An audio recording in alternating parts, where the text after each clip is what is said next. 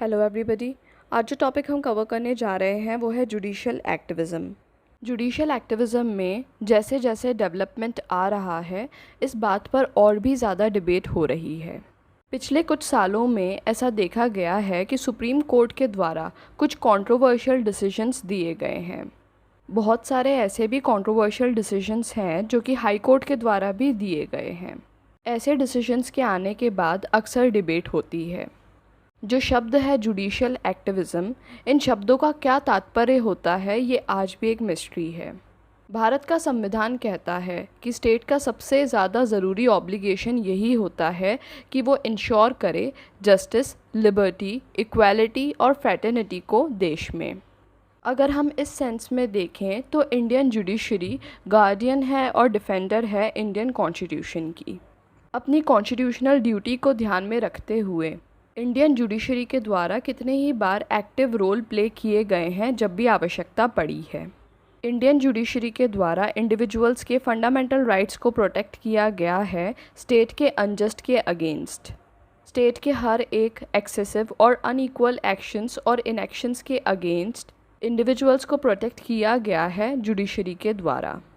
हम ये कह सकते हैं कि जो जुडिशल एक्टिविज़म है वो बिल्कुल विपरीत होता है जुडिशल रिस्ट्रेंट के।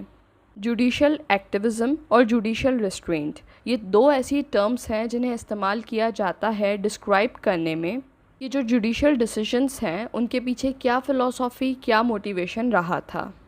अगर हम जुडिशल एक्टिविज़म के बारे में बात करें तो इसकी जो रूट्स हैं वो इंग्लिश कॉन्सेप्ट में पाई जाती है। जो कॉन्सेप्ट है इक्विटी और नेचुरल राइट्स का, यहीं से रूट्स आती हैं जुडिशल एक्टिविज़म की। काफ़ी समय तक इंडियन जुडिशरी के द्वारा ऑर्थोडॉक्स अप्रोच को अपनाया गया जब बात आई जुडिशल एक्टिविज़म की। ये बिल्कुल गलत होगा अगर हम ऐसा कहें कि भारत में जुडिशल एक्टिविज़म के इंसिडेंट्स हुए ही नहीं। समय समय पर भारत में भी जुडिशल एक्टिविज़म के इंसिडेंट्स हुए हैं, भले से वो स्कैटर्ड रहे पर उसके बावजूद भी हुए हैं। ये जो इंसिडेंट्स हैं ये उस तरह से सामने नहीं आ पाए जिन्हें नाम दिया जा सके जुडिशल एक्टिविज़म, क्योंकि ये जो कॉन्सेप्ट है ये इंडिया में अननोन था। अगर हम भारत में जुडिशल एक्टिविज़म की हिस्ट्री को देखें तो हम ट्रेस कर सकेंगे उसे 1893 से। वो समय था जब justice Mahmood of Allahabad high court के द्वारा ऐसा एक जजमेंट दिया गया था जिसने भारत में जुडिशल एक्टिविज़म के बीज बोए थे। जैसा कि मॉडर्न टर्मिनोलॉजी बताती है, उस हिसाब से जो जुडिशल एक्टिविज़म है वो भारत में काफ़ी देर बाद ओरिजिनेट हुआ। इसका ओरिजिन हम देख सकते हैं जब डेविड मैकक्लेलैंड के द्वारा थ्योरी ऑफ सोशल वांट को प्रपाउंड किया गया। ऐसा एग्जीक्यूटिव अब्यूज़ेस की वजह से हुआ था कि जुडिशरी को इंटरवीन करना पड़ा था लीगल प्रोसीडिंग्स में। ब्रिटिश राज से इंडिपेंडेंस के बाद एग्जीक्यूटिव के द्वारा हमेशा जुडिशरी को कुछ इस तरह से देखा जाता था कि ये स्टेट की एक हॉस्टाइल ब्रांच है। ये जो व्यू है इसे और भी ज़्यादा मोमेंटम और पॉपुलैरिटी तब मिली जब सिस्टम में ब्यूरोक्रेसी को देखा गया, पब्लिक गेन्स के लिए नहीं बल्कि पर्सनल गेन्स के लिए।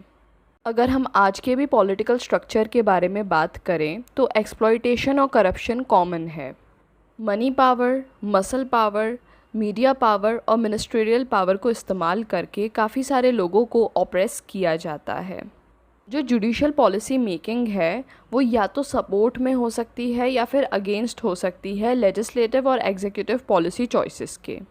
पर जुडिशरी जब भी लेजिस्लेटिव और एग्जीक्यूटिव के अपोजिशन में जाती है तो इसे जुडिशल एक्टिविज़म कहा जाता है।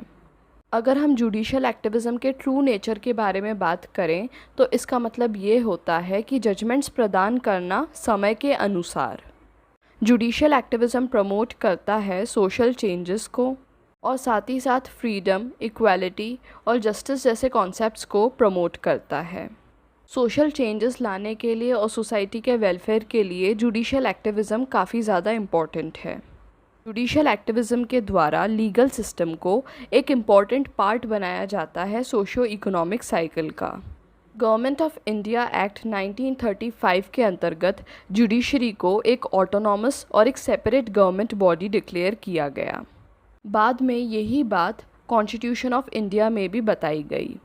एक नया रूल बनाया गया, ना सिर्फ पिछली बातों को फिक्स करने के लिए प्रेजेंट की प्रॉब्लम्स को रिजॉल्व करने के लिए, और साथ ही साथ उसे इस तरह से बनाया गया कि जो आने वाली भविष्य की समस्याएं हैं उनका भी निवारण किया जा सके।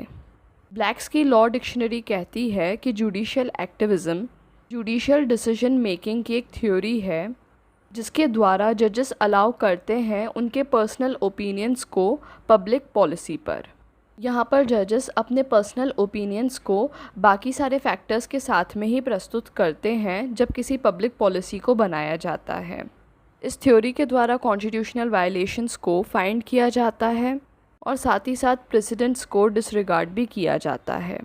जुडिशियल एक्टिविज़्म हम कह सकते हैं कि तब होता है जब कोर्ट दोनों ही साइड्स को ध्यान से सुनती है और सुनने के बाद जो उनकी कन्वेंशनल पोजीशन है वहाँ से हटकर लेजिस्लेचर की जगह लेती है और एक नया लेजिस्लेशन करती है, नए रूल्स बनाती है और नए पॉलिसीज़ बनाती है।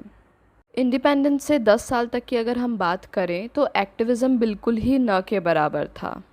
जब पॉलिटिक्स में लोग ईमानदार थे और अपना काम सही तरह से कर रहे थे और साथ ही साथ पार्लियामेंट में लोग काम कर रहे थे पूरे एंथुजियाज़म के साथ में, तब जुडिशरी एग्जीक्यूटिव के साथ ही काम करता था। अगर हम बात करें 1950s से लेकर 1970s तक की, तब सुप्रीम कोर्ट के पास में पूरा ही जुडिशियल और इंस्टीट्यूशनल व्यू था कॉन्स्टिट्यूशन का। Judicial intervention by social action का जो पहला केस है वो बिहार कोर्ट में हुआ, हुसैन आरा खातून वर्सेस स्टेट ऑफ बिहार। 1980 में एक written petition under article 21 file की गई कुछ लॉ प्रोफेसर्स के द्वारा, जिसके द्वारा एक्सपोज किया गया डिटेंशन की कंडीशन को आगरा प्रोटेक्टिव होम में। इसके बाद ही दिल्ली विमेंस होम के अगेंस्ट एक लॉ सूट प्रेजेंट किया गया एक दिल्ली लॉ स्कूल स्टूडेंट के द्वारा।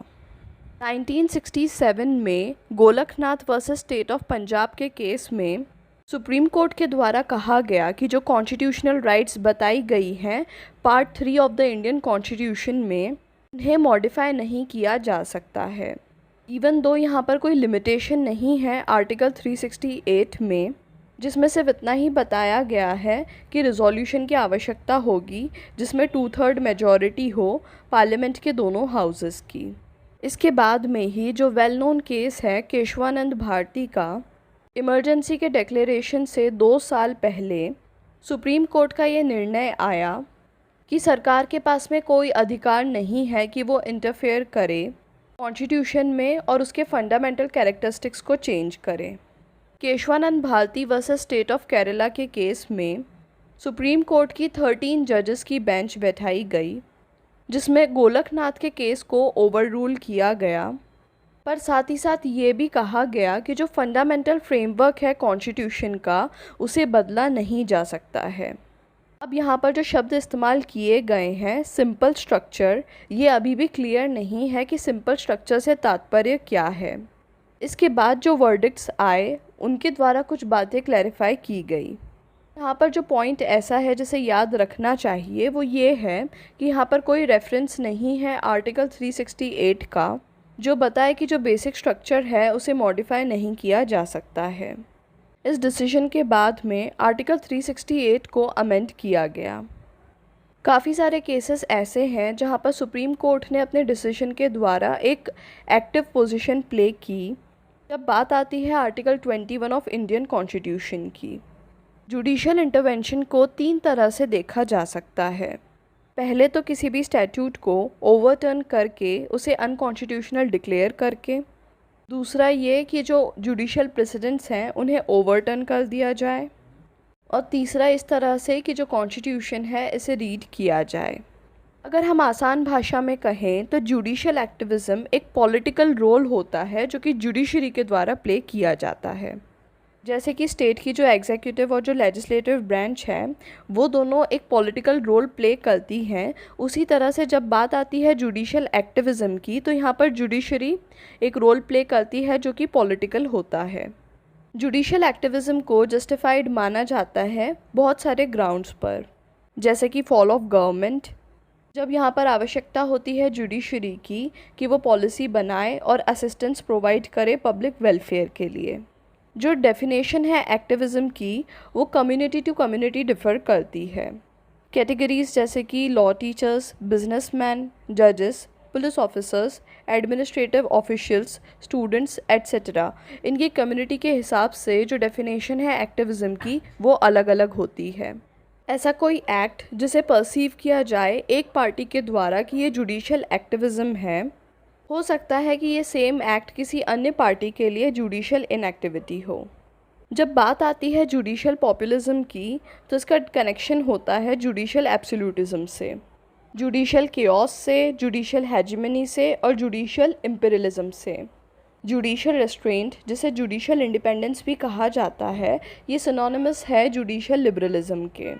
हम ये कहकर कंक्लूड कर सकते हैं कि रिसेंटली नेशन ने कुछ ऐसे इंस्टेंसेस देखे हैं जहाँ पर जुडिशल एक्टिविज़म का बेनिफिट मिला है काफ़ी सारे लोगों को।